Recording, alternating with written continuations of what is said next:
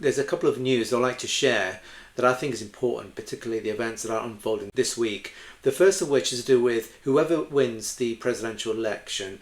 It's unlikely that it's going to stop the Bitcoin rally. Another sign of this is the tremendous all-time high record inflows, net new inflows into the Bitcoin spot ETFs.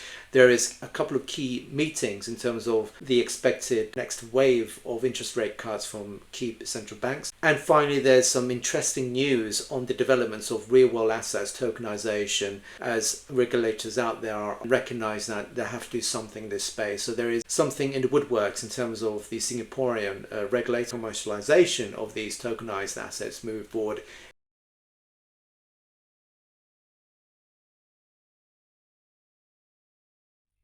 Well, according to this article, I'll give you my take on why I honestly think that regardless who actually wins the presidential election tomorrow, because today is the final day of campaign, is really going to have an unlikely effect on stopping the current rally of the Bitcoin price. So we're going to see the actual Bitcoin rally to continue to move upwards and more exponentially, particularly when this dreaded election comes to a close tomorrow. So it says clearly, whoever wins, whether it's Kamala Harris or Donald Trump, is probably not going to dictate the Bitcoin's price growth. It's going to keep going up and up and up, right? There's some predictions that the Bitcoin price after the election are going to hit the six-figure realm, in this case 100,000, immediately after the US election. So this is clearly what I really truly think is going to happen, because currently the Bitcoin at the moment is still undervalued. Certainly if you compare it with its previous cycles where there's been greater rate of return ever since the halving that took place, and also looking back into the previous cycles as well, there's always been this tremendous growth when the elections come to a close. So it shouldn't really be any different this time round. And in fact, if you add to the macro events that no one actually expected, the introduction of the Bitcoin spot ETF approvals from the United States Securities and Exchange Commission, that is something no one has ever actually expected. That is new in this cycle. This year, we have also the options approval on the IBIT, the actual BlackRock spot Bitcoin ETF. So that is going to open up even more liquidity and drawing more liquidity into the market for Bitcoin. And nation state adoption is on the rise. We also have tremendous growth on institutional adoption. So we have many more publicly registered companies adopting the Bitcoin standard following the MicroStrategy playbook, and that's key. So these events, these are nuances that we have never seen in previous cycles before. And for this reason, amongst many others, that we should still continue to see more prominent Bitcoin rally even after the election. So there's no stopping Bitcoin, regardless of who actually wins.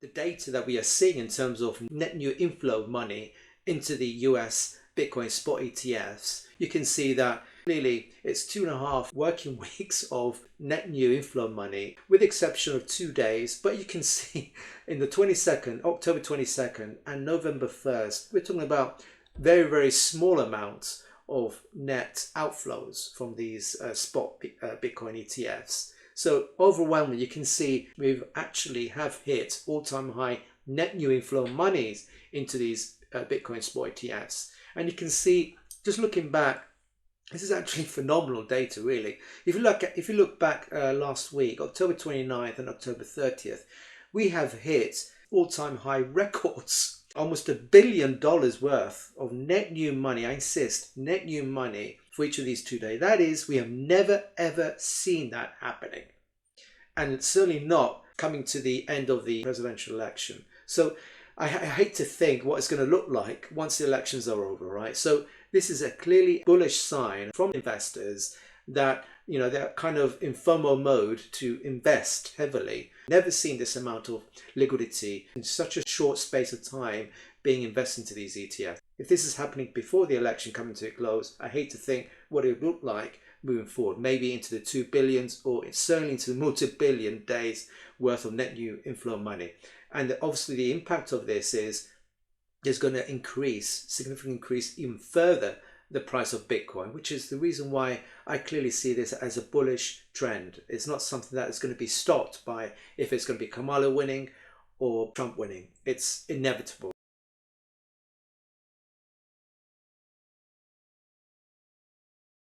You can see there's a few key monetary committees meetings happening this week. We have the infamous Federal Reserve meeting on November 7th. We also have the Bank of England Monetary Policy Committee meeting, again the same day, November 7th. We have the European Central Bank, who's always a month after these two meetings, right? So the tendency there is we're going to see more interest rate cuts, right, to actually continue to cut their rates. And that is the expectation for each of these three top central banks. The Fed is going to obviously take the lead, followed by the Bank of England. I expect 25 basis points cut, to be honest. I don't think there's going to be more than that. And then you have the Bank of England and the Federal Reserve to have their final December monetary meetings, which again, I think there's going to be another set of rate cuts. I made a video explaining that we have now entered into the era of cheap money. This is another bullish signal as to why I think this is a golden opportunity, and I have said this on numerous occasions, and I won't stop painting my face blue, repeating myself. This is the only moment in history, based on all the things I've just said, all the macro events that I've mentioned, is precisely the cheap money area they're in. Whenever there's cheap money, whenever a central bank, I don't care if it's the United States Federal Reserve or if it's the Bank of England or the European Central Bank, whenever they're on the train journey of continue to reduce their rates, that means that people and certainly investors are obliged, right? They actually need to do something more intelligent with their money rather than keeping it on their savings account, which given the interest rate cuts is going to be near to zero. And when that happens, they are forced to do something. They are forced to invest. And the only asset classes, you've got the equities, you've got the bonds. We are seeing signs of this. There's a lot of risk attached to those other asset classes. But in terms of Bitcoin, it's finality. It's only going to be 21 million coins out in circulation. It's generally the hardest asset known to man. And it's the only thing you can generally invest intelligently, particularly looking at it under the optics of store of value, which is how I'm seeing it. I'm not using it as a medium of exchange. I'm not using it to relinquish my Bitcoins to buy a property. I don't need it, right? Or to buy a car. No, that is not my thesis of how I should prudently use my Bitcoins. It's to generate generational wealth for my loved ones. I need to think about my legacy needs first and those around me. And for that reason, I'm using Bitcoin as a store of value. And with the reason I've just mentioned, we are in the cheap money era. It's the only golden opportunity where we can intelligently invest our fiat earned money into something of great value, which is Bitcoin, which is the greatest store of value technology we'll ever have. I insist, even if it's just dollar cost averaging, pound cost averaging, euro cost averaging, or yen cost averaging, you need to start allocating small amounts of your wealth into Bitcoin, because institutions out there through these ETFs or even nation states that are behind the scenes are already allocating tremendous amounts of their wealth and sovereign wealth into Bitcoin. And once the US will add Bitcoin, because at some point it will be forced to add Bitcoin into the strategic reserve, independent of actually which of the two candidates will win, they're going to be forced to do it because they're going to recognize, in fact they are recognizing already, right, as with other nations out there, that the best way to bring into a halt this exacerbated debt, the national debt that they have, I mean, the US have $36 trillion. This is going to get worse. And the only way to pay that off at a gradual pace is to have Bitcoin, in addition to some other hard assets, I admit that.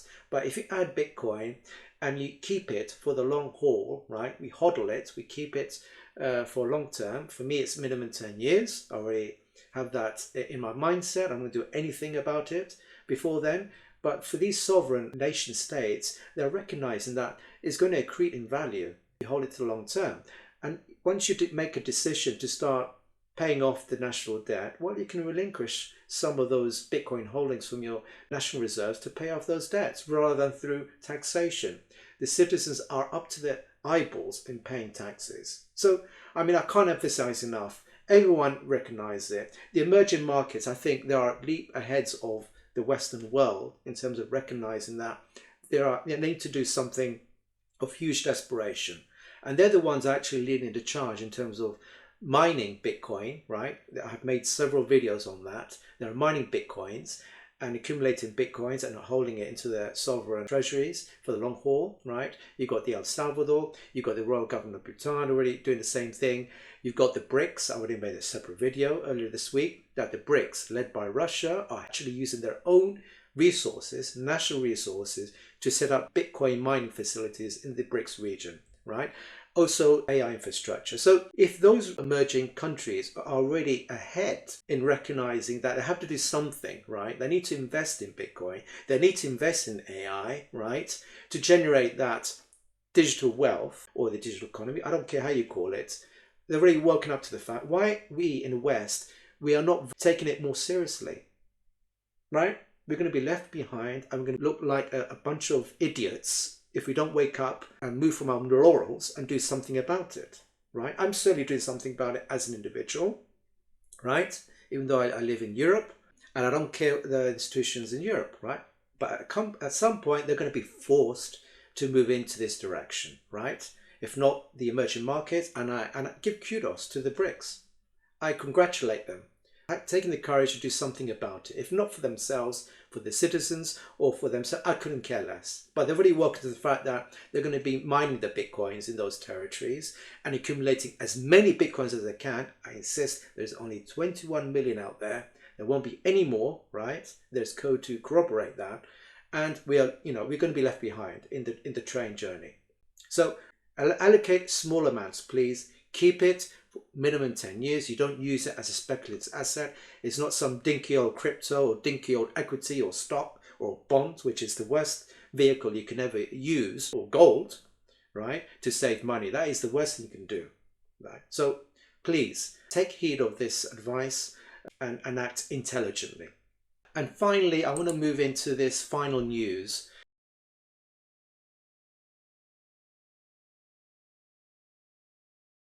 Which is another passion of mine, which is to do with real world assets. Real world assets is the second wave of blockchain, bringing blockchain to the mainstream.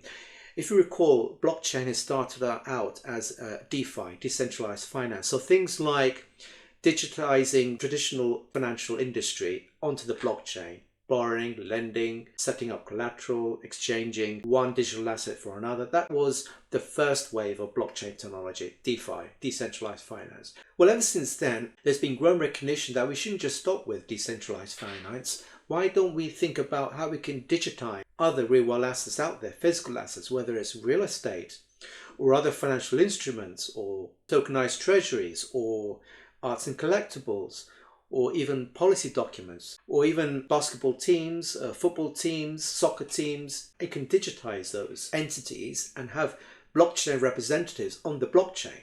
And this is precisely the idea behind real world assets. I've actually set up, again, several videos in my channel that gives the educational breakdown in terms of the blockchain concept. So do look into those. But just to move on, because this is actually important news, there is growing recognition now on commercializing the real world assets onto the blockchain. And Singapore Regulator, which is called Ministry Authority of Singapore, have recognized and announced new plans now to advance tokenization because they have recognized there is a commercial need to digitize these assets, these physical assets, onto the blockchain. So they've announced new plans to set up a couple of frameworks, regulatory frameworks on the acceptance and implementation of these tokenized assets by financial institutions. I mean, this is actually very interesting, and I give hat again to the likes of Singapore. I still am peeved as to why in the Western world we are not taking the lead on this, and why the emerging markets are. Anyway. And they've actually made mention of key use cases where they're going to be putting this into effect. They say most notably in the realms of fixed income, so things like bonds, other financial instruments and asset management. These are the areas they're going to be deploying the asset tokenization, right? And they've already set up kind of a working group, which is called Project Guardian, which, is like a consortium of 40 financial institutions in Singapore, in conjunction with industry associations, international policymakers. The remit there is just to set the policy, the frameworks, to give guidance on how participants, particularly the fintechs, are going to be responsible for implementing this in the region. And then This will be led by the participants, the investors, to start plugging into these blockchains, to start enjoying the tokenized assets as an investment vehicle.